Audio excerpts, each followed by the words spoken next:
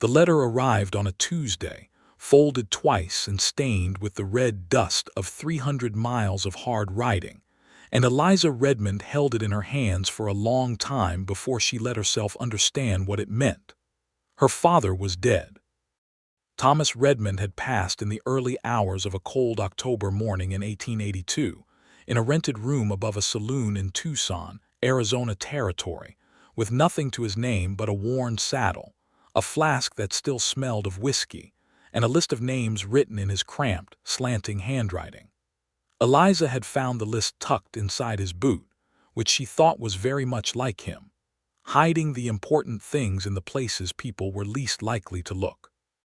She was 23 years old and she had been taking care of herself for most of her life, but the moment she unfolded that piece of paper and saw the names and the numbers written beside them, she felt something shift inside her chest. Not grief exactly, though there was grief too, quiet and stubborn like a stone she could not swallow. It was more like purpose, like direction, like the feeling of finally having a road to walk down when you have been standing still for too long. The list had 11 names on it. 10 of them had dollar amounts beside them, debts her father had owed and never paid, small sums and large ones, men scattered across the territory who had lent Thomas Redmond money or horses or time or goodwill and received nothing in return. But there was one name at the top of the list that had no dollar amount beside it. There was only the name, underlined twice, with a single word written next to it. Martin Lockhart. Saved me. Eliza stood in that rented room in Tucson and read those two words over and over until the candle burned low, and the sounds of the saloon below her grew louder and then quieter as the night wore on. She did not know who Martin Lockhart was. She did not know where he lived or what he looked like or what her father had meant by those two words. But she knew, the way a person sometimes simply knows a thing without being able to explain it, that this was the name she needed to find first. Before the others. Before the debts with dollar amounts that she could at least calculate and eventually repay. She asked around Tucson for 2 days before a leathery old bartender named Pete told her what he knew. Martin Lockhart, Pete said, was a cattle rancher who ran about 200 head of longhorns on a spread called the Copper Bell Ranch, 30 miles northeast of a small town called Harlow's Crossing.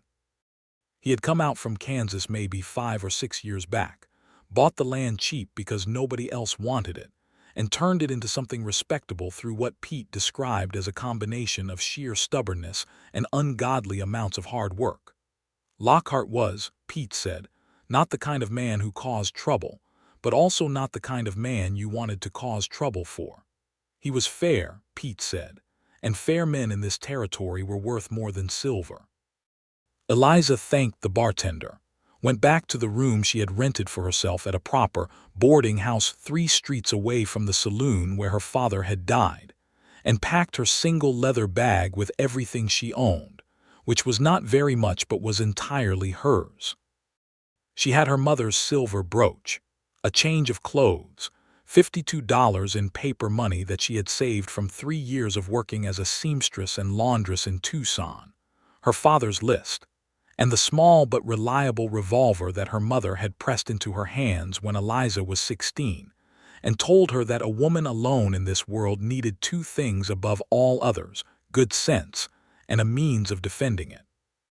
She bought a horse at the livery stable the next morning, a bay mare with a white star on her nose and a sensible disposition that the stable man said was named Cora. Eliza thought that was a fine name for a horse and did not change it. She rode out of Tucson as the sun was coming up, with the desert stretching in every direction, red and ochre and gold in the early light, and the mountains in the distance looking close enough to touch and impossibly far away at the same time. The ride to Harlow's Crossing took 2 days. The first night she made camp under a wide sky so thick with stars that the darkness between them seemed almost incidental, and she lay on her bedroll and thought about her father. Thomas Redmond had been a complicated man, charming and careless, brilliant in short bursts, and dangerously unreliable the rest of the time. He had loved her in his way, she believed that, but his way had not often included being present or responsible or sober. He had left her mother when Eliza was 9, drifting through the territory the way some men did, following fortune and finding mostly the shadow of it. She had seen him perhaps a dozen times in the 14 years since, and each time he had appeared she had felt the complicated mixture of love and frustration that she suspected was simply the natural condition of being Thomas Redmond's daughter. But he had kept that list. He had written down every debt and every obligation, and he had underlined the most important one, the one that had saved his life, and he had put it where someone would find it. Maybe he had always meant to settle these things himself someday. Maybe the list was just his private accounting, his way of knowing the shape of his debts even if he never intended to clear them. But Eliza was going to clear them. Not because she owed these people anything herself, but because her father had, and because she was Thomas Redmond's daughter and whatever else that meant. It meant she had his stubbornness, and she intended to put it to better use than he had. She arrived in Harlow's Crossing on a Thursday afternoon in late November, when the air had that dry, cold edge that the Arizona Territory got in late autumn, the kind of cold that was sharp rather than deep, that reminded you of iron and clear water. Harlow's Crossing was a small town, a main street with a general store, a saloon, a doctor's office, a small church, a livery stable, and perhaps 24 houses arranged in no particular pattern behind and around these establishments. There was a telegraph office and a post office combined in a narrow building at the east end of the street, and a hotel called the Harlow that had 6 rooms and a dining room that served decent food according to the sign in the window. Eliza checked into the Harlow Hotel, brushed the dust from her coat, and went downstairs to the dining room where she ordered a meal and asked the woman who brought it, a stout, pleasant woman in her 50s named Mrs. Dawes, who turned out to be both the cook and the proprietress, where she might find the Copper Bell Ranch. Mrs. Dawes set down the plate of beef stew and cornbread and looked at Eliza with the particular interest that small-town women bring to strangers with purposes. "Martin Lockhart's place," she said. "It was not a question." "Yes, ma'am." "You know him?" "No, but I believe he knew my father." Mrs. Dawes studied her for a moment longer, then seemed to reach some internal conclusion that satisfied her. "Take the northeast road out of town. Follow it about 8 miles until you see the split rock big granite thing, split right down the middle. You cannot miss it. Turn east there and follow that track another 2 miles. You will see his fence line and then the house." Eliza thanked her and ate her stew, which was very good, and the cornbread, which was better, and she thought about what she was going to say to Martin Lockhart when she found him. She had not worked that out yet, which was unusual for her. She was generally a person who planned things, who thought conversations through ahead of time. But this one kept slipping away from her, partly because she did not know enough about the circumstances to plan it properly, and partly because there was something about those 2 underlined words, "saved me," that made her feel as though the conversation was going to matter in a way that most conversations did not, and that made her cautious. She rode out to the Copper Bell Ranch the following morning. The land around it was beautiful in the way that desert land is beautiful when you are not fighting it, wide and austere, with long grasses pale as wheat in the November light, and low hills in the distance that caught the shadows of the clouds moving overhead and changed color as she watched. She found the split rock exactly as Mrs. Dawes had described it, a great granite boulder cleaved clean as if by intention, and she turned east and followed the narrower track through scrub and scattered juniper until she saw the fence line. The ranch was modest but well kept.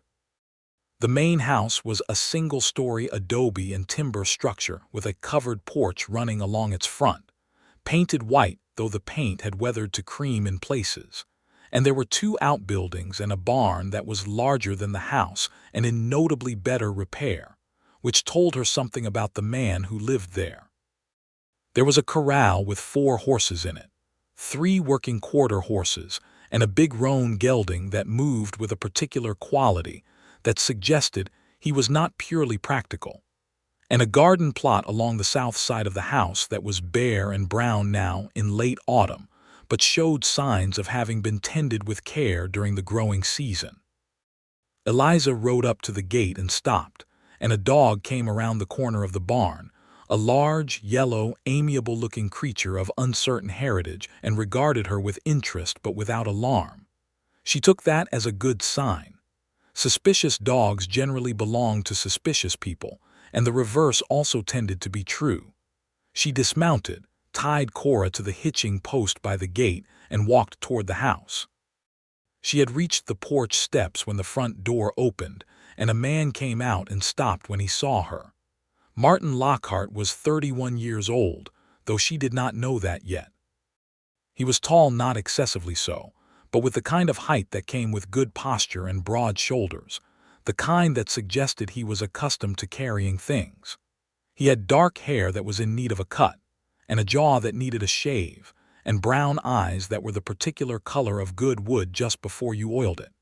He was wearing work clothes, canvas trousers, a collarless shirt with the sleeves rolled to the elbows despite the cold, and worn leather boots that had seen serious use. He was holding a coffee cup in one hand and looking at her with an expression of alert, measured curiosity that she later came to understand was simply his natural expression. "Morning," he said. "Good morning," she said. "I am looking for Martin Lockhart. You found him." She had prepared what she was going to say on the ride out, organizing and reorganizing the words, but now that she was standing in front of him with the pale November sun on the side of her face and the dog sniffing at her boots, she found herself simply saying what was true. "My name is Eliza Redmond. My father was Thomas Redmond. He passed away in Tucson about 3 weeks ago. I found a list of names in his things, people he owed debts to. Your name was at the top of the list. It said you saved him." She paused. "I came to find out what I owe you." Martin Lockhart looked at her for a long moment. Something moved across his face, too briefly and too complicated for her to read. Then he said, "I am sorry about your father." "Thank you. Come inside," he said. "I just made coffee." She had not expected that. She had expected wariness or assessment or a direct declaration of what the debt amounted to. She had not expected coffee, but she followed him in. The inside of the house was spare and clean with the kind of order that a man living alone achieves when he cares enough to maintain it.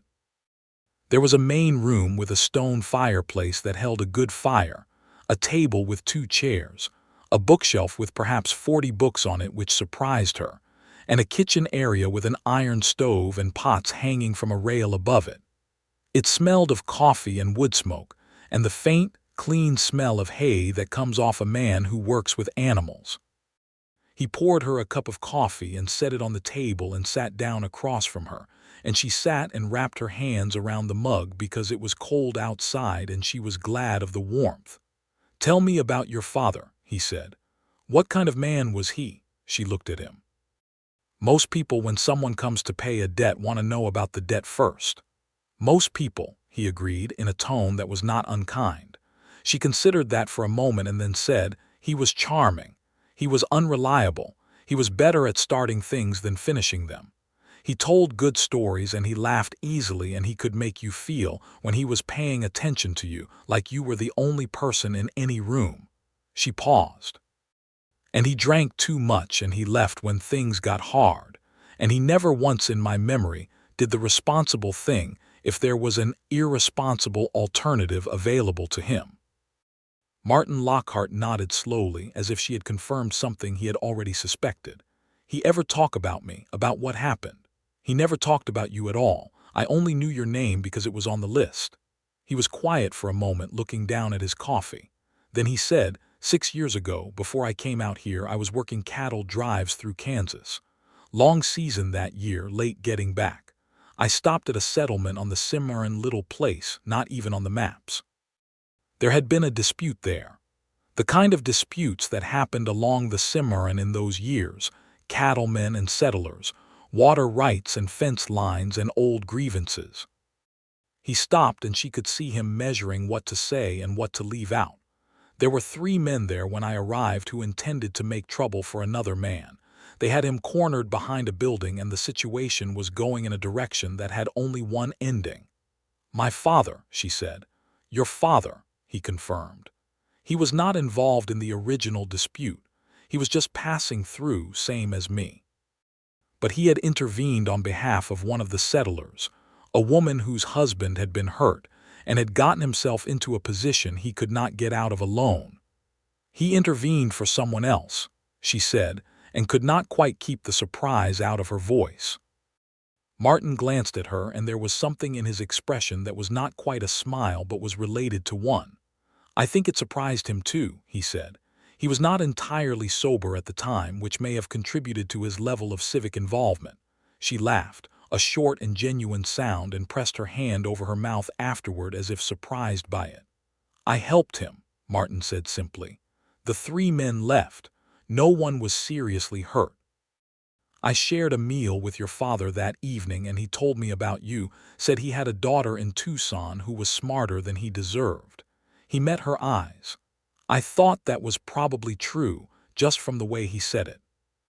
Eliza felt something tighten in her chest. She looked down at her coffee. "He told you about me," she said quietly. Enough. He was proud of you, Miss Redmond, even if he was not very good at showing it in ways that counted." She cleared her throat. "What do I owe you?" Martin Lockhart shook his head. "Nothing. There must be something. He had your name on a list, and beside every other name on that list there was an amount. Beside yours there was he just wrote that you saved him. That means he considered it the most important debt." "The most important debts," Martin said, "are not the kind you can pay with money." She looked at him. He was being sincere, she could tell that, but she had ridden 30 miles in the November cold on the back of a mare she had bought 5 days ago, and she had not done that to be sent home with her obligation unmet. "I understand that," she said carefully, "but I came a long way to settle this. I do not intend to leave without settling it." He looked at her for a moment with that measured, attentive expression, and then he said, "The debt is paid, Miss Redmond. It was paid the moment you showed up here, because that means your father raised someone who honors obligations. That is worth more than anything he could have owed me." She sat with that for a moment. Then she said, very quietly, "Then why am I still here?" The words surprised her as much as they surprised him. She had not planned to say them. They came from somewhere below the level of planning, from the same place that the grief lived and the stubbornness, and they hung in the air between them like smoke from the fireplace. Martin Lockhart looked at her across the table, and the fire crackled, and the yellow dog had come inside at some point, and was lying across the threshold of the front door, and outside the wind moved through the juniper with a low, continuous sound. He did not answer right away, and she respected him for that, because the answer required honesty, and honest answers take time to find. "I do not know," he said at last, "but I think you should stay long enough to find out." She stayed for what she told herself was 1 week. The first 2 days, she remained at the hotel in town and rode out each morning to the Copper Bell Ranch, where she and Martin continued the conversation that had begun over coffee on that first morning. She was not sure what to call what they were doing. It was not entirely about her father, and it was not entirely personal, and it was something in between that had its own logic and its own pace. He showed her the ranch. She helped him mend a section of fence line that had come down in a recent wind, working side by side in the cold with her gloved hands and a post driver while he strung the wire, and they talked while they worked in the easy, natural way that physical work sometimes permits.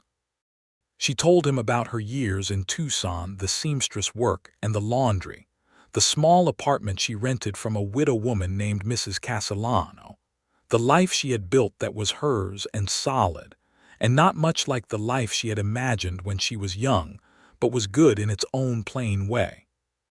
He told her about Kansas, about the cattle drives, about the way he had looked at this land when he first rode through it and felt something in him say yes, which was a feeling he had not been able to explain to anyone at the time and had mostly stopped trying. On the 3rd day she helped him with the horses, because she had been around horses her whole life, and it was simply the natural thing to do when you were standing by a corral and a horse needed attention. The big roan gelding was named Silas, and he was, Martin admitted, not particularly practical, but he was extraordinary to ride and had been a gift from the previous owner of the land who had moved to California and could not take him.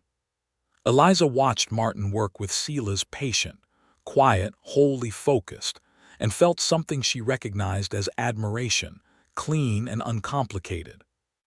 On the fourth day it rained, the cold and determined rain of Arizona November, and she and Martin sat at the kitchen table with coffee, and she noticed the books on his shelf. He had Dickens and 2 volumes of a naturalist's journal and a history of the Texas cattle industry and 3 books of poetry, which surprised her enough that she stood up and looked at the titles. "You read poetry," she said. "Is that remarkable? On a cattle ranch in the Arizona Territory somewhat." "My mother," he said. "She believed strongly in books. Tell me about her." He smiled then, fully and without reservation for the first time since she had met him, and it changed his face entirely in a way that she was not prepared for. She was a teacher in a small town in Kansas. She could recite Milton from memory, and she drove a buckboard like she was born to it, and she made the best apple pie I have ever tasted, which is a combination of qualities that I have come to believe is rare. "Is she living?" "She passed 2 years ago, fever." The smile went quiet but did not disappear. "I think she would have liked you." Eliza looked at him. "You barely know me." "I know enough," he said simply, and went back to his coffee. On the 5th day, Eliza went to the general store in Harlow's Crossing and bought stamps and writing paper, and sat at the small desk in her hotel room, and wrote letters to 8 of the other 10 names on her father's list. 3 of the names had addresses listed beside them, and she wrote directly. For the other 5, she wrote to the post offices in the nearest towns she could identify from her father's notes, addressed to the name and noting that it concerned a debt of Thomas Redmond, hoping the letters would find their way. She set aside 2 names for last, both in Tucson, which she could address in person when she returned. If she returned. She noticed that her thinking had started to include the word "if" where it had previously included the word "when." And she noted this the way she noted most things, carefully, without immediate judgment.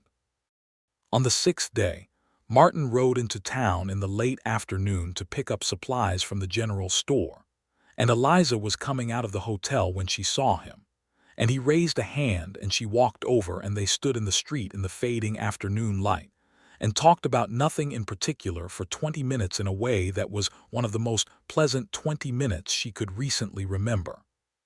When he drove away in his wagon, she went back inside and told herself firmly that she was here to discharge her father's obligation and then move on. On the 7th day, a man came to the Copper Bell Ranch. Eliza had ridden out as usual that morning and found Martin in the barn repairing a saddle, and they had talked and worked through the morning and eaten lunch at the kitchen table. She had cooked, discovering with some pleasure that she was better at it than she had known, partly because Martin's kitchen was well stocked with good ingredients, and partly because cooking for someone who was visibly and sincerely appreciative of it turned out to be more enjoyable than she had expected. They were finishing the meal when the dog, whose name, she had learned, was August, started barking from the porch, and Martin went to the door and stepped out, and Eliza came to stand behind him. The man riding up the track was lean and hard-looking, maybe 45, with a face that had been in too much sun, and a way of holding himself in the saddle that read as trouble without announcing itself directly. He rode up to the gate and stopped and called out for Lockhart, and Martin went down the porch steps with his hands loose and easy at his sides, and the particular quality of stillness that Eliza would come to think of as his particular quality, the way he became more settled the more unsettled the situation around him got. "Dre," Martin said, and his voice was level and entirely without welcome. The man named Dre looked past Martin to Eliza on the porch, and something shifted in his expression that she did not like. Then he looked back at Martin. "Just stopped by to let you know there is a conversation still happening about that water access you blocked off in spring." "I did not block water access," Martin said, with the patience of someone who has said the same true thing many times. I fenced my own land according to my deed. If Mr. Calloway wants to discuss alternate access routes, I have offered to sit down with him every time he has asked. He is not in a sitting-down mood, Dre said. Then he is welcome to be standing up when we talk, Martin said. But I am not going to have any conversations with men who are not Calloway himself. Dre held his gaze for a moment, then let it slide to Eliza again, and she met it directly without moving from where she stood. He touched his hat brim in a gesture that was somewhere between courtesy and mockery, turned his horse, and rode back down the track. Martin stood watching until he was out of sight. Then he turned and came back up the steps, and his face had the look of a man who is managing something complex behind a calm exterior. "Calloway," Eliza said. "Bernard Calloway. He runs the largest cattle operation in this county. He has been trying to acquire land for water rights since before I arrived. The land I own sits upstream on the Copper Creek, and he wants access through my property to water his herd on the East Range." Martin sat down on the porch step. "I have offered him a right-of-way agreement with fair terms twice. Both times he has declined and sent men like Dre instead, which tells me the problem is not actually about terms. He wants to own the land, not use it. That is my belief." "Is he dangerous?" Martin considered this with the seriousness she had come to expect of him. "He is the kind of man who is accustomed to getting what he wants and is not particularly careful about how he gets it. I do not think he would move to open violence. The law has a longer arm than it did even 5 years ago, and he is smart enough to know that.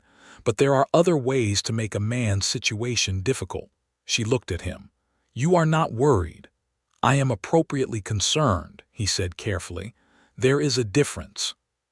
She sat down beside him on the porch step, close enough that their shoulders were nearly touching, and they sat in the thin November sun and looked out over his land, and she felt, with a clarity that was almost physical, that she was not ready to leave. She stayed another week. During that second week, a few things happened that she would remember for the rest of her life, with the particular vividness of experiences that matter. The first was a morning when she rode out across the range with Martin to check on a group of cattle that had not come in with the evening gather, and they rode through land she had not seen before, a wide, flat area that gave way suddenly to a long ridge of red rock above a shallow creek. And the water in the creek caught the morning light and threw it back in pieces. And the longhorns were there, standing in the pale grass along the water line, completely unconcerned. And Martin pulled up beside her, and they sat on their horses side by side looking at this scene, and he said, "This is why I stayed." And she understood exactly what he meant because she felt it too. The second was an evening when she was preparing to ride back to town, and she found that Cora had thrown a shoe, and Martin examined the hoof and said she should not be ridden on the hard road in that condition, and there was no question of her walking 8 miles in the dark.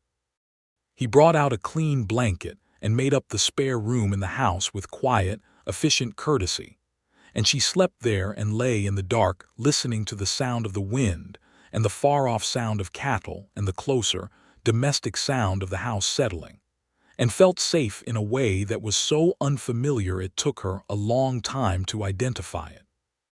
In the morning he had shod Cora himself before she was up, and there was fresh coffee and bread he had made, and the dog was lying at the kitchen door in the early sun, and Martin was reading at the table when she came in, and he looked up and said good morning, and she said good morning, and they ate breakfast together in companionable quiet as if this were simply a thing they did.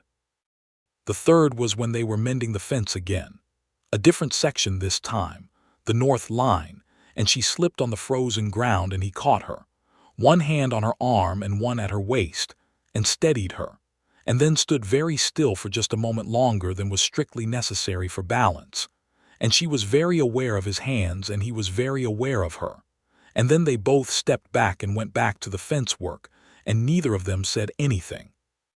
But the air between them felt different after that. She had been in Harlow's Crossing for 2 weeks when Mrs. Dawes at the hotel, who had become something of a friend in the way that small-town women can become friends quickly when they decide they like you, sat down uninvited across from Eliza at the breakfast table one morning and said, without preamble, "How long are you planning to stay?" Eliza looked at her. "I have not decided." "That is not what I asked," Mrs. Dawes said pleasantly. Eliza put down her fork. "What did you ask?" "I asked how long you are planning to stay." "What I meant is that you have been riding out to that ranch every morning for 2 weeks, and you come back every evening looking like a person who has spent the day doing something that mattered." "I'm not telling you your business. I am simply noting what I observe." "He was on my father's list," Eliza said. "I have not finished." "Finished what?" "Sorting out the obligation." Mrs. Dawes smiled, and it was a warm and knowing smile that Eliza found simultaneously annoying and comforting. "The obligation," she repeated. "I see." "He says the debt is paid," Eliza said, and she heard the frustration in her own voice and was surprised by it. "And what do you say?" She was quiet for a moment. "I say then, why am I still here, Mrs. Dawes reached across the table and patted her hand once, firmly, the way a sensible person touches someone who needs steadying, and said, "I suggest you ask him that question directly." She did. It was the kind of thing she had been circling for 2 weeks, and she had always been better at going directly at things than circling them, and she was tired of circling.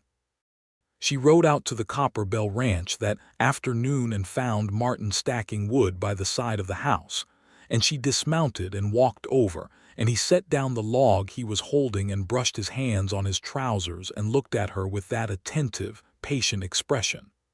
"I need to ask you something," she said. "All right. When I first arrived, I told you the debt was not paid. You told me it was. You said it was paid the moment I showed up because it meant my father had raised someone who honors obligations." She looked at him steadily. "And then I said, then why am I still here? And you said you did not know, but that I should stay long enough to find out." "I remember," he said. "It has been 2 weeks," she said. "I have ridden out here every morning. We have talked and worked and eaten together, and you have been—" She stopped and started again because the words were coming out in the wrong order. "You have been kind to me, and honest, and the kind of person that I did not expect to find at the end of this journey." She paused. "And I still do not know why I am here. But I think maybe I do know, and I think maybe you know too, and I think we are both the kind of people who are not very good at saying the direct thing when the direct thing is about feelings rather than facts." Martin Lockhart stood by his wood pile in the late November sun and looked at her for a long moment with an expression she had never quite seen on him before, open and unguarded, in a way that was striking on a face she had learned to read for its guarded quality. "I am not very good at it," he agreed. "You are right about that." "So I will say it," she said. "I came here to settle a debt. The debt was about my father and the obligation I felt to honor his list. And I still feel that obligation, and I still intend to address the other names on that list. But the reason I am still here now, 2 weeks later, is not about the debt." She held his gaze. "It is about you."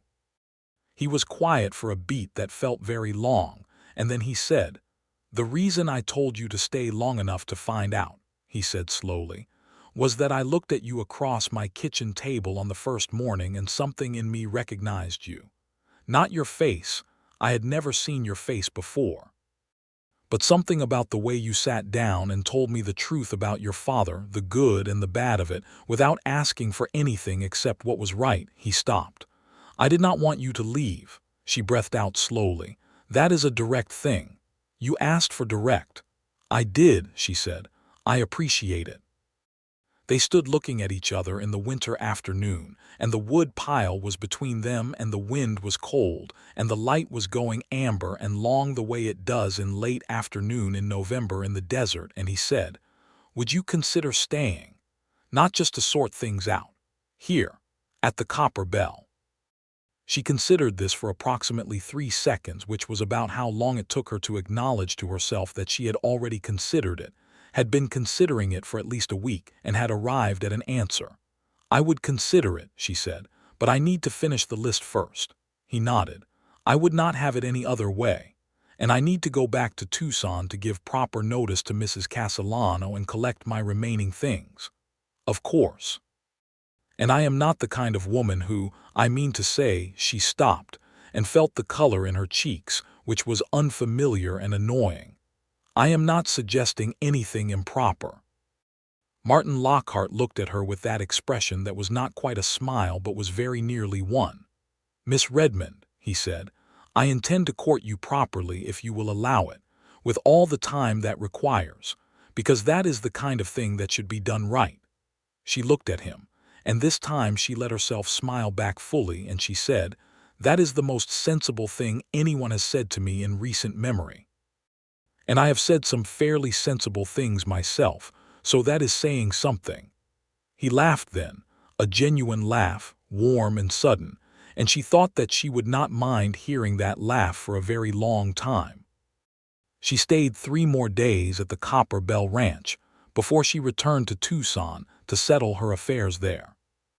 Martin accompanied her into town on the first of those 3 days to introduce her properly at the general store, and the post office and the small, austere church at the west end of the main street, where the minister was a young man named Reverend Hollis, who had a firm handshake and a pleasant manner, and shook Eliza's hand, and said he hoped she would be staying in Harlow's Crossing because they were in need of women with good sense, which made both her and Martin laugh. She settled the matter of her 2 Tucson-based debts from her father's list during those days as well, writing careful letters with specific amounts, and the address of the Harlow Hotel where she could be reached, explaining who she was, and that she intended to discharge these obligations as soon as she could confirm the amounts and arrange the payments. The whole business of the list had a clarity and a rightness to it that she found deeply satisfying. Her father's incomplete accounting was becoming her complete one, debt by debt, name by name, and she felt with each letter and each inquiry that she was doing something real and permanent in the world. On the evening before she was to leave for Tucson, Martin took her to supper at a small restaurant on the main street of Harlow's Crossing that was run by a family named the Garcias, husband and wife, and 2 grown children, who had come up from New Mexico territory some years before, and made themselves thoroughly essential to the community in that way that good people do. The food was excellent proper tamales and roasted chili with venison that was the best thing Eliza had eaten in months, and the restaurant was warm and lively with conversation from the other tables, and Martin sat across from her in his good jacket. The dark one he clearly did not wear very often because it was notably better pressed than everything else she had seen him in, and they talked easily and at length about everything and nothing, the way people talk when they have found the comfortable rhythm of each other. He told her about the early years on the Copper Bell the first winter, which had been brutally cold, and had tested him in ways he had not anticipated. The fence line he had built alone because he could not yet afford hands. The way the cattle had slowly built up from the small herd he had purchased to something that was beginning to be genuinely sustainable.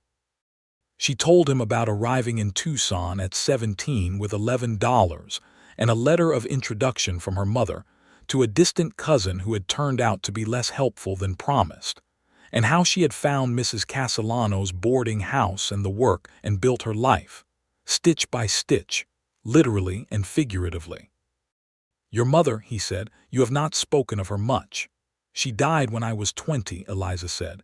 "She was strong for a long time, but eventually her health failed. She worked very hard her whole life." She paused. "She deserved better than she got. She was a good woman." What was she like?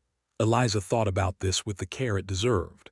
She was practical and warm, and she had high standards for everyone, including herself and especially me. She believed that a woman's best protection was her own competence. She taught me to cook and sew and ride and shoot and keep accounts, and she said those were the foundations and I could build whatever I wanted on top of them. She smiled. She would have looked at this situation, me riding 30 miles to settle a dead man's debt, and said that was exactly the kind of thing she had raised me for. "I think she was right," Martin said. They walked back from the restaurant in the cold dark, the stars overhead enormous and clear, their breath making small clouds in the air.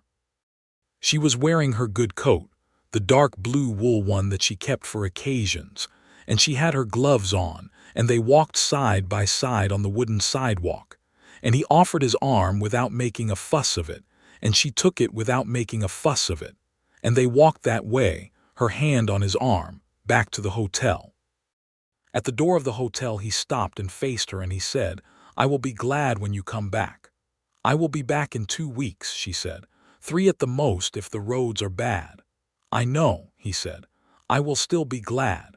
She looked at him in the dark, this man she had known for 2 weeks who felt more familiar than people she had known for years, and she said, "So will I." He touched his hat and said good night, and she went inside and stood for a moment in the small lobby of the hotel with her hand still feeling the warmth of his arm through the wool of his good jacket. And she thought that her father, whatever else he had done and failed to do, had put a very important name at the top of his list. She went to Tucson. She settled her affairs with the orderliness that was characteristic of her, gave proper notice to Mrs. Castellano, who was genuinely sad to see her go, and embraced her at the door, and said she hoped wherever she was going was worth going to, collected her remaining belongings, which did not amount to very much, but included her sewing kit, which was extensive, and her mother's small collection of books, and the framed portrait of her parents taken on their wedding day, which she had always kept. She addressed the 2 Tucson debts in person, visiting both men, explaining who she was, and making the arrangements for payment over time. One of the men, a cattleman named Albrecht who had lent Thomas Redmond $60 in 1876, and long since written it off as lost, looked at her when she explained her purpose and shook his head slowly and said, "He was a terrible creditor and apparently a fine father." She did not entirely agree with the second part, but she accepted the sentiment in the spirit it was offered. She also, while she was in Tucson, went to the lawyer her father had briefly employed at some point and confirmed that there were no other outstanding legal matters attached to his name that she needed to be aware of. The lawyer, a small, precise man named Mr. Howe, went through his files with admirable thoroughness and told her that the only matter of record involving Thomas Redmond in his jurisdiction was a dismissed claim from years prior that had no bearing on the present, and she was free and clear. She thanked him and paid him a small fee for his time, and went out into the Tucson afternoon feeling lighter than she had since before her father died. She wrote a letter to Martin from Tucson, sitting at the desk in her nearly empty room 2 days before she was to leave. She wrote it carefully, in her best hand, which was very good because her mother had insisted on penmanship, the way she had insisted on everything important. She told him about the debts she had addressed and about the conversation with Mr. Howe and about the farewell from Mrs. Castellano, and near the end of the letter she wrote, "I find myself more certain every day that I am going in the right direction. I believe that is worth noting from a person who has spent several years being uncertain about what direction was right." She sealed the letter and posted it, and wondered if it would arrive before she did, and thought it probably would not, and was not entirely sorry about that. She rode out of Tucson on a Monday morning in early December, with the winter sun low and bright, and the desert cold and clear, and Cora's breath making small white puffs in the air, as they moved north through the landscape that had become, in some hard-to-define way, familiar in the way of places that are becoming yours. She arrived in Harlow's Crossing 4 days later, on a Thursday, in the late afternoon, and rode directly to the Copper Bell Ranch without stopping at the hotel first. She did not stop to think too carefully about why she did this. She simply did it, the way you move toward things you want without needing to justify the motion to yourself. She came up the track as the sun was setting, and the sky was that color deep orange above the ridge of red rock, shading up to violet, and then the dark blue of approaching night. And the house had lamplight in the windows, warm and golden. And August, the dog, came running to the fence line, tail going, and she dismounted and opened the gate and led Cora through, and the front door opened and Martin came out onto the porch and stopped. He looked at her for a moment, and then he came down the porch steps and across the yard, and she stood with Cora's reins in her hand and watched him come, and when he reached her he simply looked at her for a moment with that open, unguarded expression she had seen only once before. "You are back," he said. "I said I would be." "You did," he agreed. "I still was not entirely certain." "Were you worried?" He considered this with his customary seriousness. "I was appropriately concerned," he said, and she heard the echo of his own words from weeks before, and she laughed. "I am back," she said.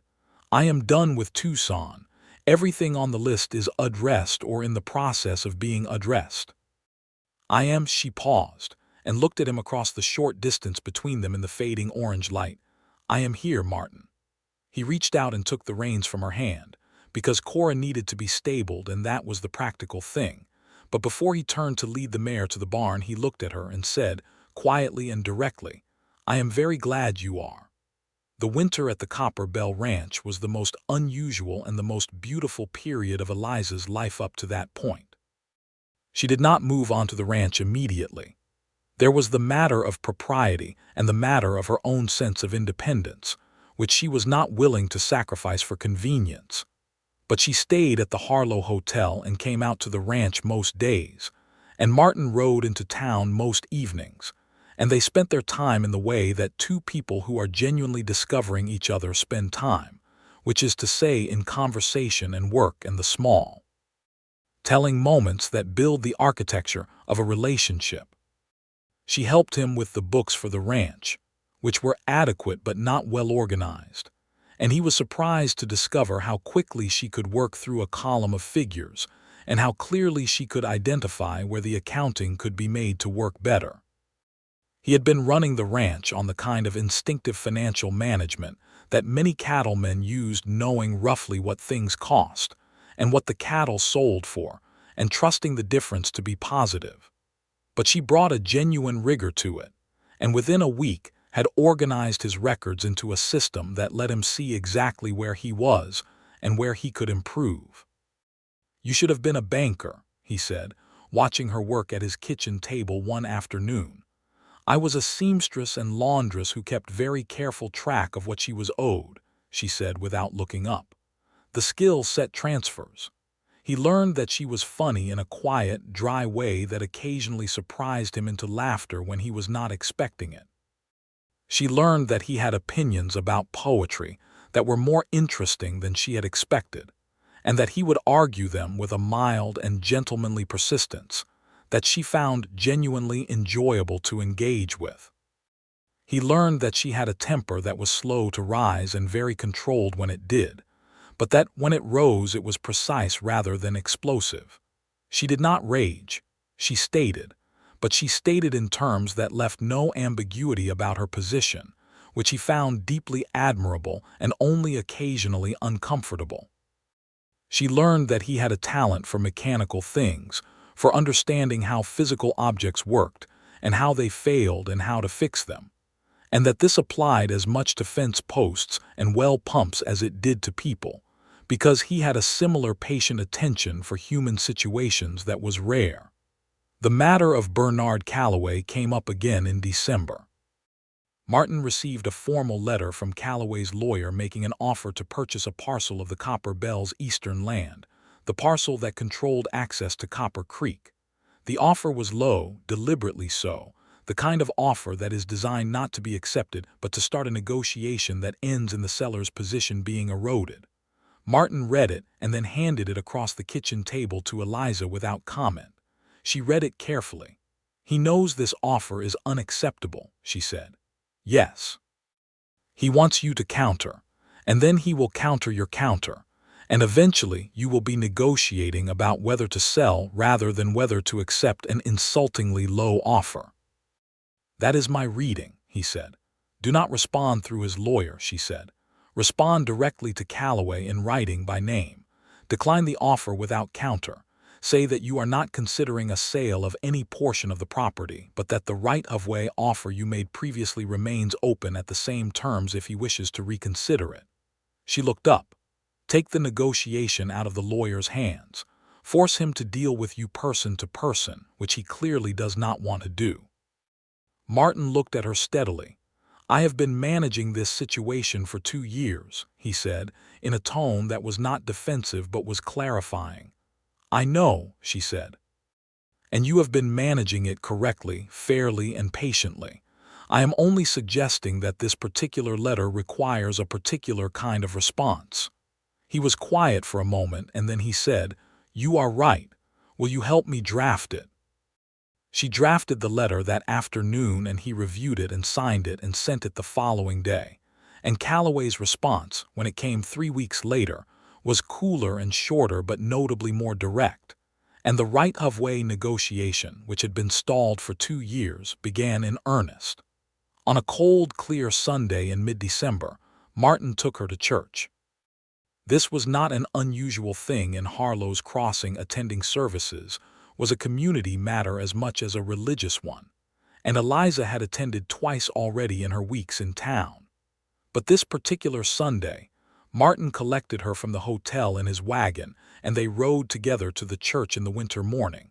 And people noticed, in the way people in small towns notice these things.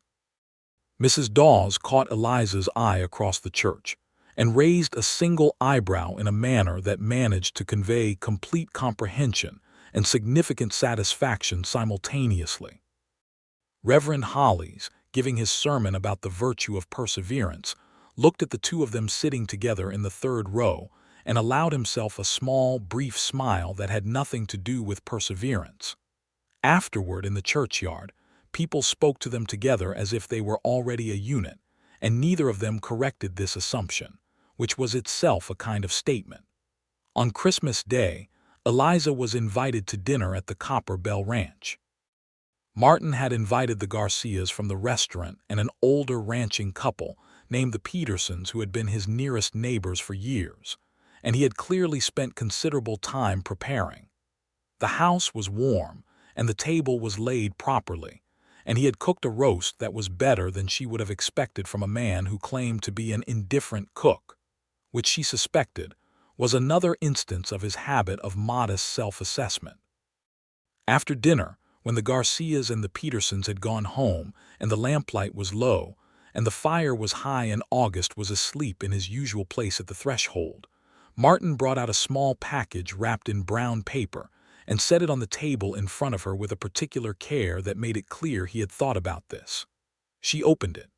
Inside was a small volume of poems, Longfellow, in a fine binding, clearly new. On the inside cover he had written, in his careful, even handwriting, "For the woman who came to settle a debt and somehow became the most important thing on my own list." She sat for a long time holding the book and not looking at him, because if she looked at him she was going to say things she was not quite ready to say, and she needed another moment. "Martin," she said finally. "I know," he said. "You do not have to say it yet." "I was going to say that I am in love with you," she said, and her voice came out steadier than she expected.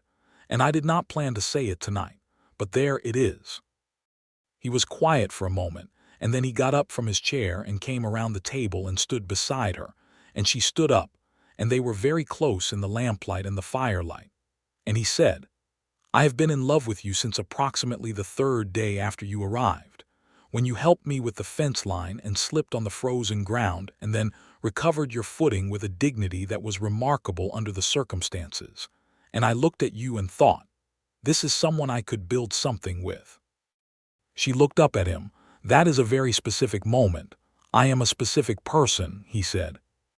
She laughed, and he kissed her, and it was warm and quiet and certain, the way some things are when they are right.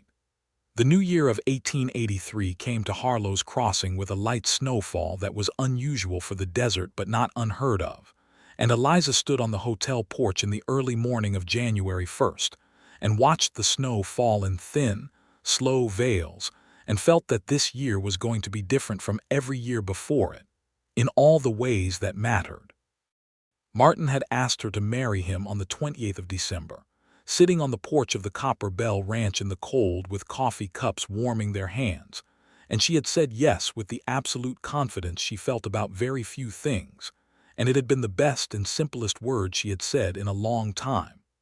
They were married on a Saturday in February, in the small church in Harlow's Crossing, with Reverend Hollies performing the ceremony and Mrs. Dawes providing a wedding cake that was extraordinary, and the Garcias and the Petersons as witnesses, and a good portion of the town in attendance, because Martin Lockhart had been part of Harlow's Crossing for 6 years, and people had opinions about his marrying.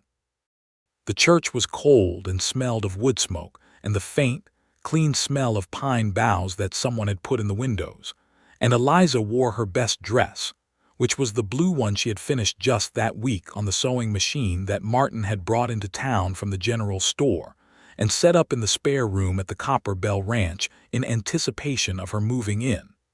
She carried a small bunch of dried flowers that Mrs. Garcia had put together, desert flowers preserved from the summer, pale and perfect. Martin wore his good dark jacket and a proper collar, and his hair was cut, and his face was shaved, and he stood at the front of the church and watched her walk toward him with an expression of such clear and uncomplicated happiness that several people in the pews commented on it afterward, because it was simply that obvious. She moved into the Copper Bell Ranch, and they began their life. The water rights negotiation with Bernard Calloway concluded in March, 6 weeks after the wedding, in a result that was satisfactory if not perfect.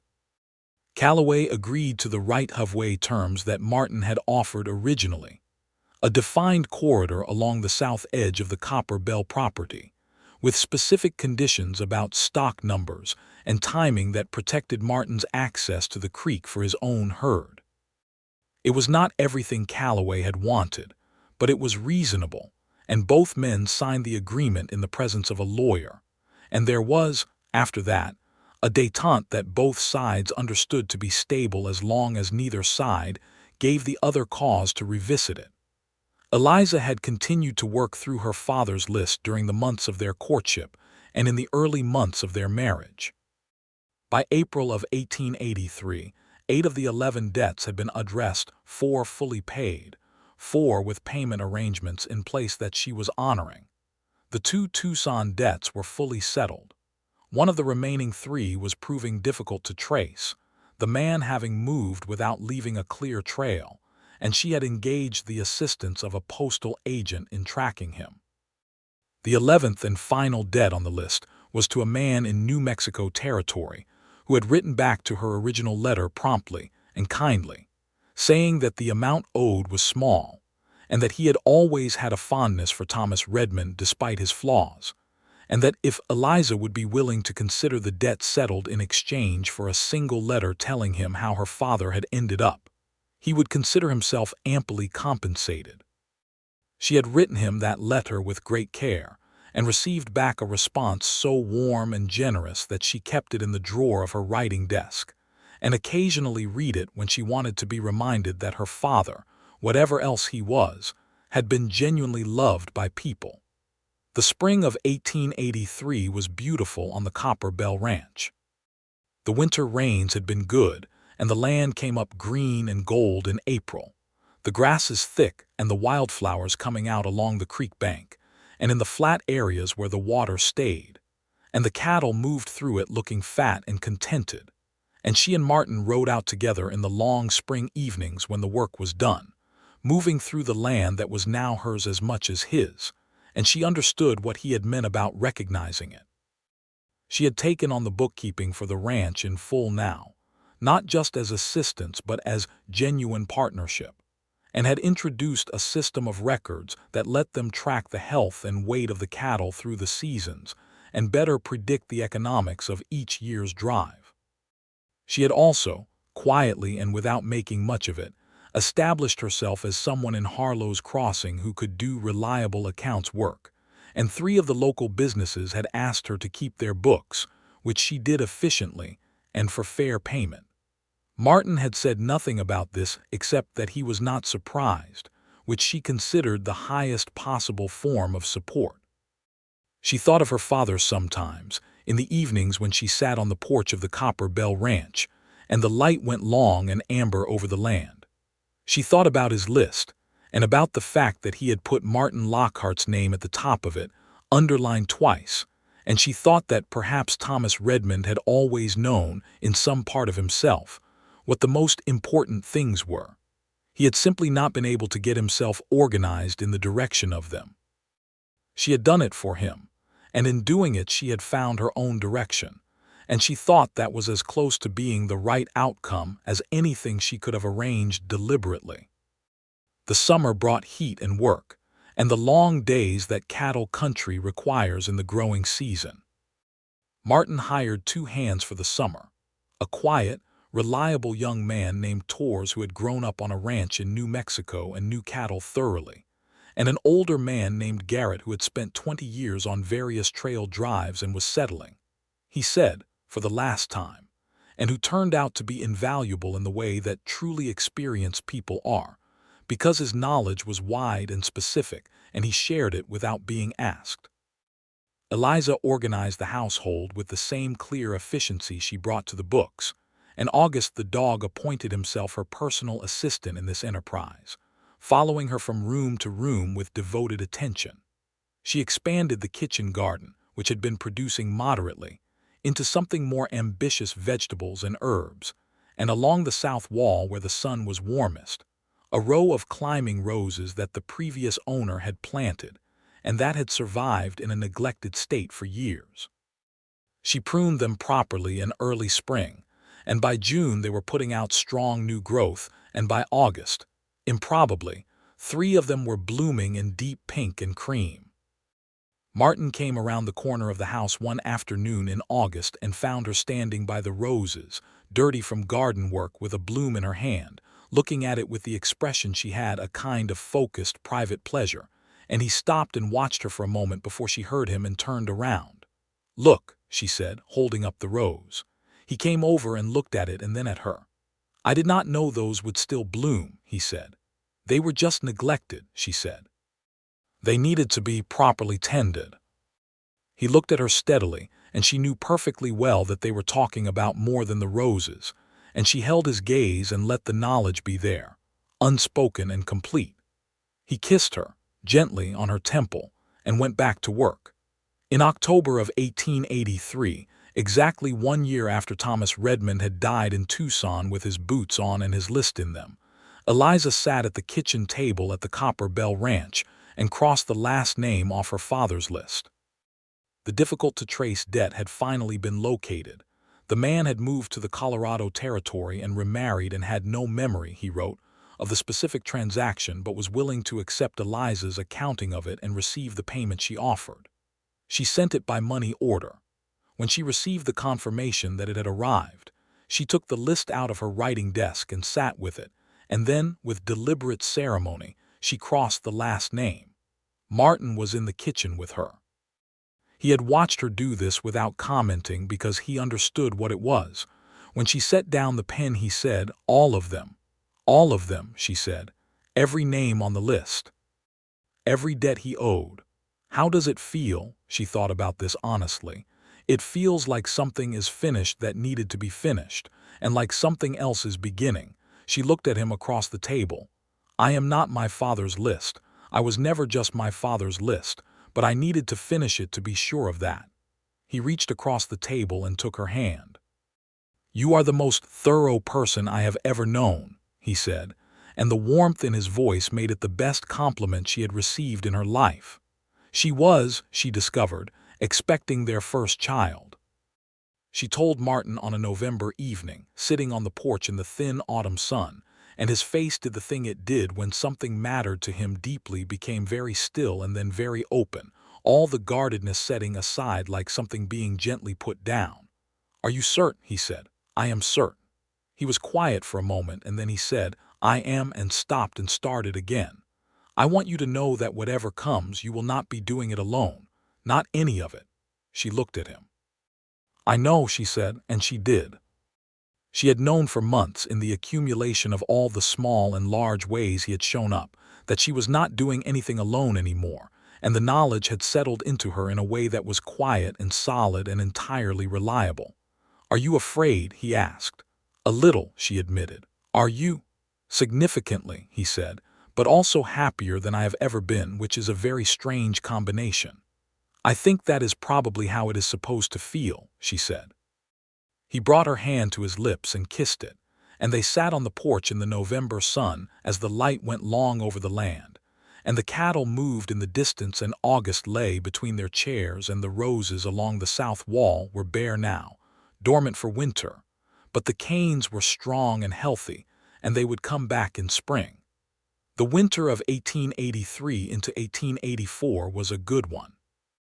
Eliza continued her bookkeeping work and her household management and her gradual, deepening rooting in Harlow's Crossing. She had become, without particularly trying, someone people consulted, not in any official capacity but in the way they consulted people they trusted. Mrs. Dawes, who had become a genuine friend, relied on her for business advice. Mrs. Garcia asked her to help organize the accounts for the restaurant when they were considering an expansion. Reverend Hollies asked if she would be willing to teach reading to the 3 children of a new family who had arrived in the territory with limited education, and she said yes, and found she was good at it. Martin managed the winter ranch work with Torres and Garrett, who had both stayed on, and they continued the conversations about the ranch's future, about expanding the herd, about the possibility of improving the breeding stock with better quality bulls, about the long-term water management now that the Callaway right-of-way was established. These were not abstract conversations. They were plans, specific and grounded, the kind of plans 2 people make when they are building something real together. The rights-of-way agreement with Callaway held. They crossed paths with the man in town twice over the winter, at the general store and at the post office, and each time there was the careful, contained courtesy of 2 people who have reached a stable arrangement through mutual recognition of reality. It was not friendship, and it was not warmth, but it was functional, which in this territory at this time was more than many people managed. Their son was born in June of 1884, on a summer morning when the light was early and bright, and the roses were in full bloom along the south wall of the house. He came into the world with a considerable opinion about the process, expressing it loudly and clearly in the way of healthy infants, and Eliza, who had just been through approximately 12 hours of labor with the assistance of Dr. Carey from Harlow's Crossing and Mrs. Dawes, who had insisted on being present and helpful, held him and looked at him and felt something enormous and quiet move through her, like weather. Martin was sitting on the edge of the bed, and she turned to show him his son, and his face. She would remember his face in that moment for the rest of her life, because it was so completely and helplessly open, stripped of every layer of reserve he carried, just a man looking at something he had not known how to want until it was there. "He is very small," he said. "He is exactly the right size," she said. "He has your stubbornness. He has been here for 3 minutes." "I can tell," Martin said, and touched the baby's hand with one careful finger, and their son immediately wrapped his small fist around that finger with a grip that was surprisingly firm, and Martin looked up at Eliza with an expression that she could only describe as undone, and she laughed, quietly, through her exhaustion. They named him Thomas. She had not been sure about this, had held the question carefully for months, aware that her feelings about her father were complicated, and that naming a child for a complicated person required real consideration. But Martin had said, when she raised it, that names were not endorsements but acknowledgments, and that Thomas Redmond had set something in motion by keeping that list and by putting Martin Lockhart's name at the top of it, and that if it had not been for that list, they would not be here in this house, with this life, and that seemed worth acknowledging. She had agreed, and felt, when the name was settled, that she had made the right peace with it, that she was acknowledging her father without being limited by him, which was exactly the relationship she wanted to have with his memory. Thomas Lockhart was a strong and healthy baby who became a strong and healthy infant and grew into the particular kind of small child who is everywhere and interested in everything, and absolutely not interested in being still. He had his father's brown eyes and his mother's absolute certainty about what he wanted, and he attached himself to August the dog with a devotion that August returned fully and without reservation. He had his first birthday in June of 1885, with the Garcias and the Petersons and Mrs. Dawes and Reverend Hollies and Torres and Garrett all present, and the roses on the south wall were blooming again in deep pink and cream. And Eliza sat on the porch, holding her son and watching Martin talk with their friends in the golden afternoon, and thought about the journey from Tucson, from the rented room above the saloon where she had found her father's list, and the astonishment of where it had led.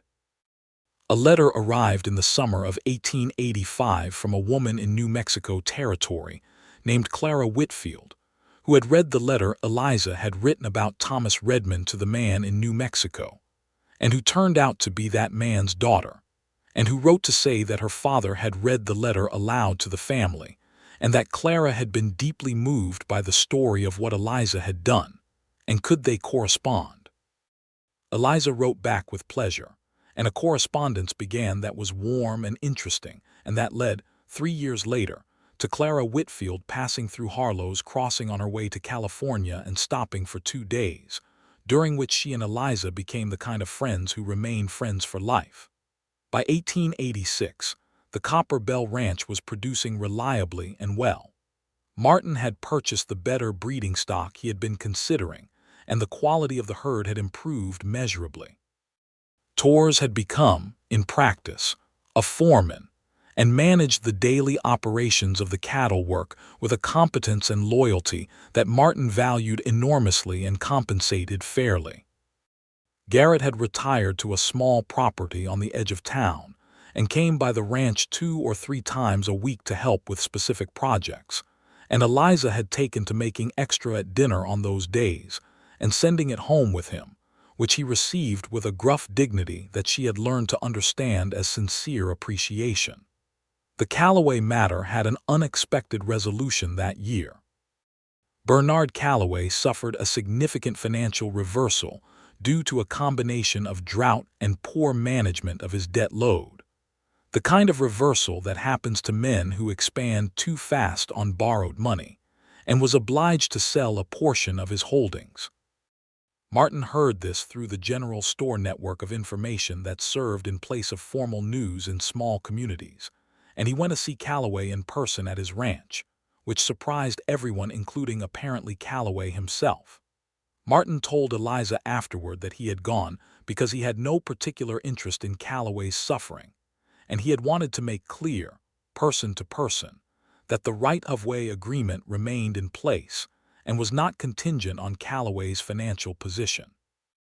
Callaway had received this with the stiff awkwardness of a man who is not accustomed to generosity from a direction he has worked against, and had said, eventually, that he appreciated the position, and they had shaken hands, and it was not friendship and would never be, but there was a civility between them after that which was real rather than performed.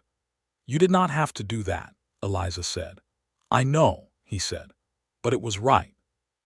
She looked at him across the kitchen table and felt the familiar, deep certainty that she had made the right choice in this man, not just a right choice, but the particular right choice that is yours alone, the one that fits the specific shape of who you are.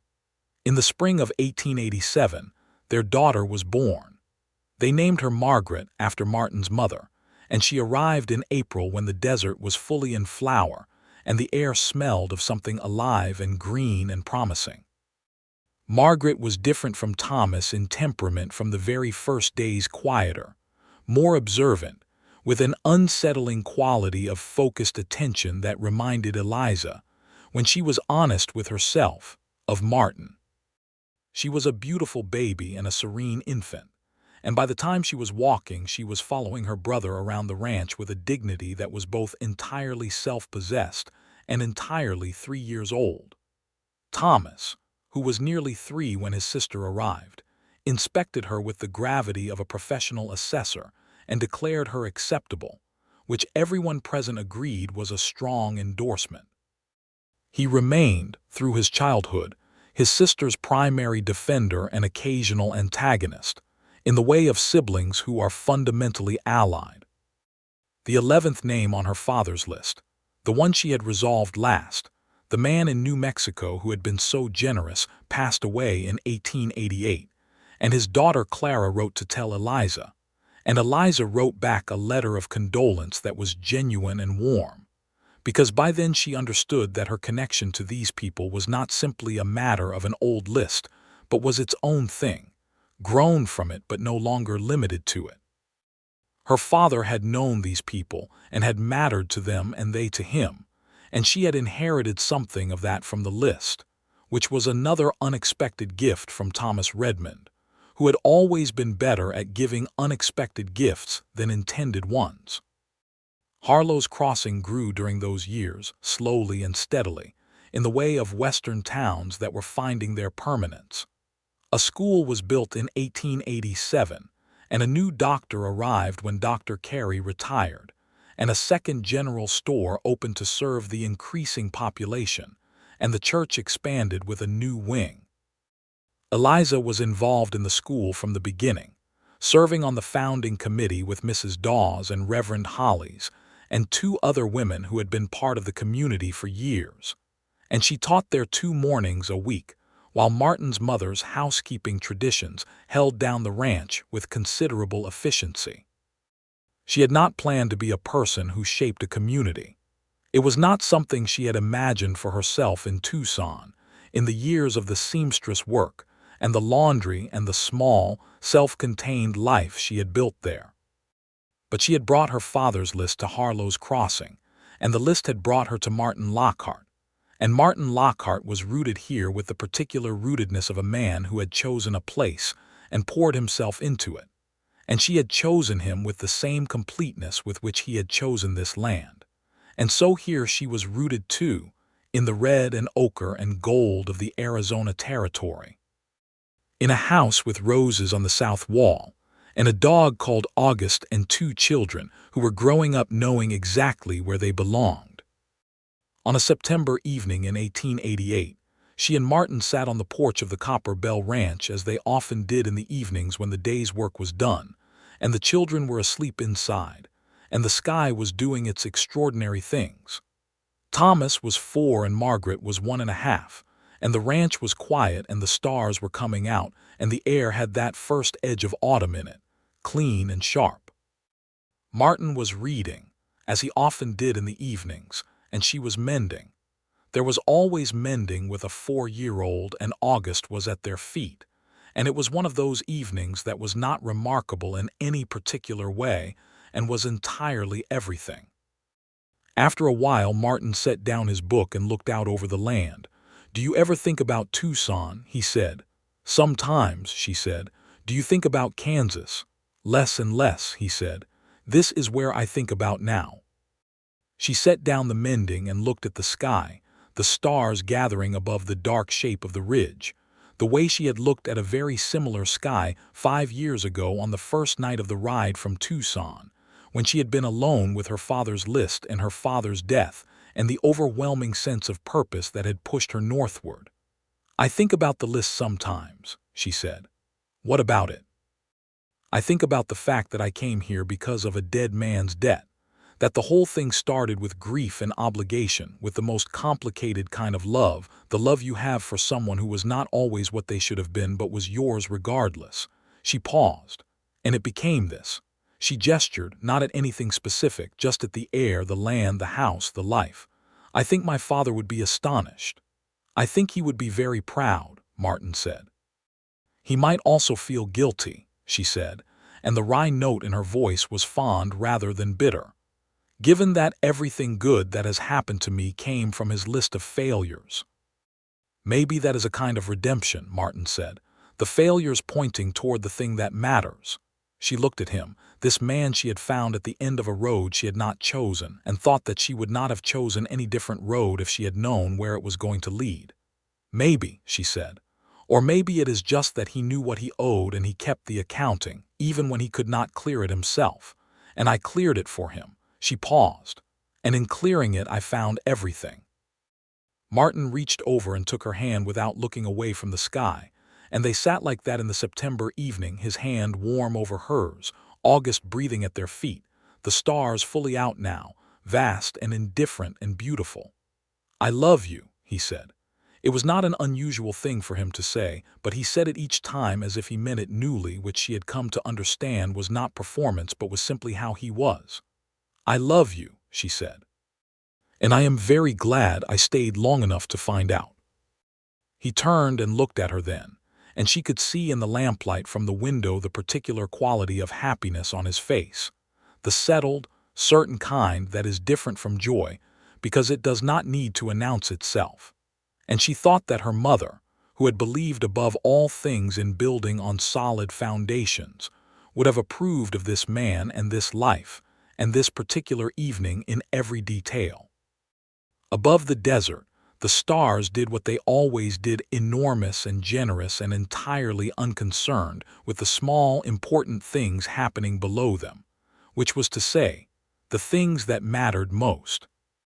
The years after that were the kind of years that build a life in all the ways that count.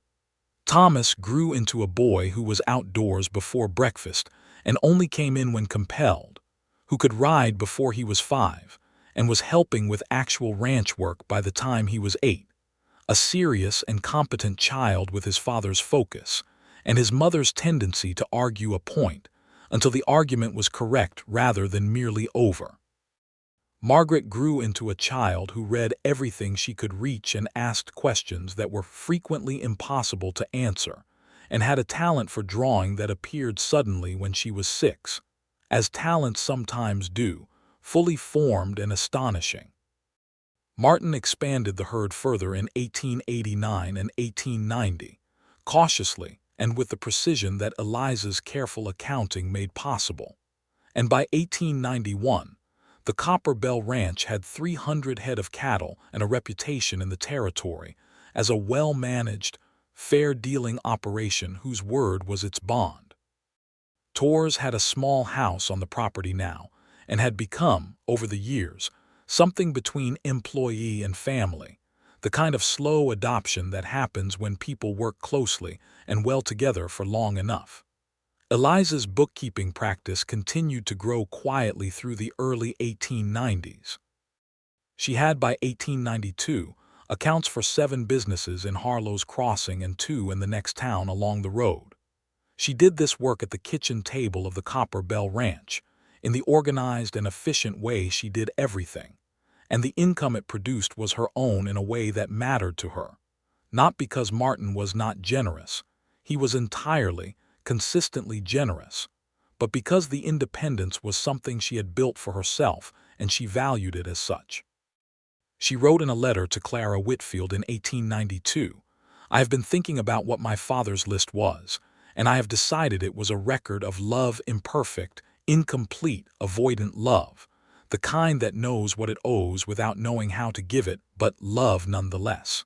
He kept it for a reason. He knew every name and every debt, and at the top of it he wrote the only name beside which money was meaningless and called it what it was.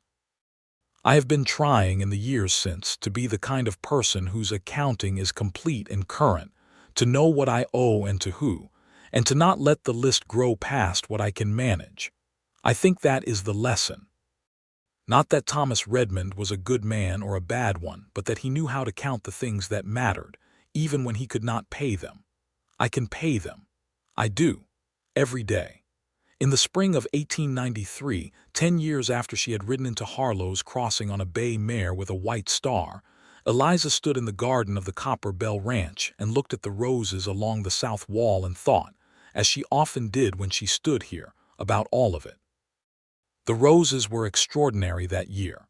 She had tended them carefully for a decade now, pruning and feeding and training them, and they had rewarded her attention with an abundance that was frankly extravagant, deep pink and cream, and a new variety she had grafted on 3 years ago that was the color of old gold in the late afternoon light. Thomas was 9 and Margaret was 6, and they were somewhere behind the barn doing something that required considerable secrecy, which she had learned to regard with a wary interest. Martin was in the near field with Torres and the new hand they had taken on last year, a young man named Esperanza who had come up from Mexico 2 years ago and turned out to be the most gifted horseman any of them had ever seen. She was expecting their 3rd child. She had told Martin 2 weeks ago, and he had received this news with the same open, undone happiness that she had come to love in him, the way certain things never grew ordinary through repetition. She was 34 years old, and the territory had changed around her in the decade she had been part of it. The railroad had come closer. There were telegraph lines now, and the violent instability of the 1870s and early 1880s was giving way to something that still had its rough edges, but had also a permanence and an order that were new. She thought sometimes about the people who had been here before any of this, the Apache and the Navajo, and the countless generations who had known this land, in ways that the settlers were still learning. And she felt the weight of that history with the seriousness it deserved. The knowledge that the beauty and the abundance of this territory came at a cost that had been paid by people who had not chosen to pay it. It was something she thought about and spoke about when it arose, because she had been raised by a woman who believed in accounting for what you owe. And the account of this land was one that the history books of her day were not yet fully writing, but that she knew to be real.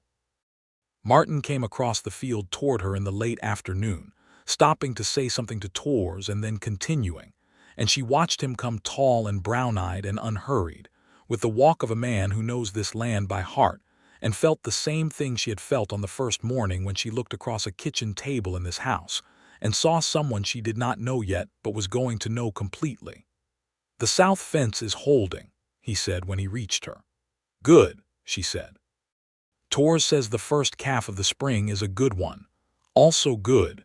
He stopped beside her and looked at the roses and then at her. "You are thinking," he said. "I am often thinking."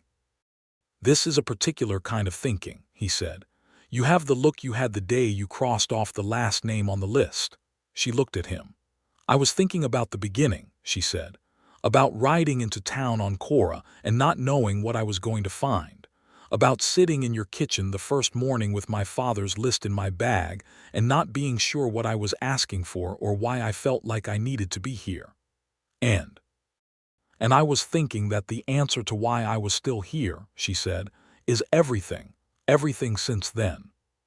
He put his arm around her shoulders, and she leaned into him slightly, in the easy, habitual way of people who have learned the geography of each other, and they stood together in the afternoon garden of the Copper Bell Ranch, and looked at the roses and the land beyond them and the long, amber light of the late afternoon moving over all of it. "Thomas Redmond kept a good list," Martin said. "He kept the most important parts of it," she agreed. Their third child, another boy, strong and loud and unmistakably himself from the first moment, was born in October of 1893. They named him James, after Martin's father, and he arrived into a household that was large enough and warm enough and organized enough to welcome one more with ease. August, who was old now and moved slowly, came to inspect the new arrival with the patient dignity of a dog who has seen this before and knows it is good, and then returned to his spot by the fire. Thomas, who was 9, received his new brother with the seriousness of a person taking on a responsibility. Margaret, who was 6, was entirely certain that the baby would have been better as a girl and said so clearly, which made the entire room laugh. By then the 11th name on her father's list was long settled, and the list itself was folded in the back of her journal, the same journal she had been keeping since the year she rode to Harlow's Crossing, writing in it most evenings with the same care she brought to the accounts, and the letters and the teaching and the garden. She kept the list not as an obligation but as a record, as evidence of the starting point, which was also evidence of how far she had traveled and how fully and completely she had arrived. On the first cold night of November, with James 2 weeks old and sleeping in the cradle that had held Thomas and Margaret before him, and Thomas and Margaret asleep in their rooms, and August by the fire, and Martin reading across the kitchen table from her, Eliza wrote in her journal, "10 years ago I rode to Harlow's Crossing to settle a dead man's debt. The debt was paid before I knew it, paid by my arriving, paid by my asking, paid by the fact that my father had left a list, and I had honored it. The man I came to find said the debt was paid, and I said then, why am I still here? And neither of us knew the answer yet. We know it now. We have known it for years. The answer is this house, this land, these children, this man across this table in the lamplight. The answer is everything I did not know I was coming to find and would not have found anywhere else. The debt was paid, and I stayed because this was where I was supposed to be. I understand that now the way I understand the shape of the ranch fence and the names of the roses and the sound Martin makes when he laughs at something Thomas says, and has not yet noticed me watching him laugh. Completely and without reservation and permanently. She set down the pen and looked up, and Martin looked up from his book at the same moment, the way they often did, as if they were calibrated to the same frequency. And he looked at her with the brown eyes she had been looking into for 10 years, and would spend the rest of her life looking into. And he said nothing, and she said nothing, and everything that needed to be said was entirely there, in the warm lamplight of the kitchen at the Copper Bell Ranch, with the smell of coffee and wood smoke and new baby warmth, and the sound of the wind in the juniper outside, and the roses dormant on the south wall, waiting for spring. She reached across the table, and he met her halfway.